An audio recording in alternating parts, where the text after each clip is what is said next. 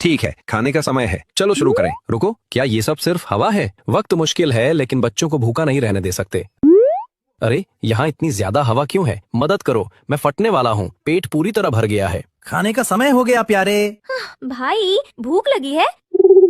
तुम इतने भरे हुए हो कि बोल भी नहीं पा रहे। लगता है बहुत खा लिया होगा। मुझे भूख नहीं है, खाना देना बंद करो। बच्चे की भूख क्यों कम हो रही है? सुनो, उसे बार बार हिचकी आ रही है और वो खा नहीं रहा। क्या हो रहा है? शायद एरोफेजिया है, गंभीर नहीं है। अगली बार थोड़ी धीमी गति से खिलाओ और हल्की मालिश कर दो, ठीक हो जाएगा।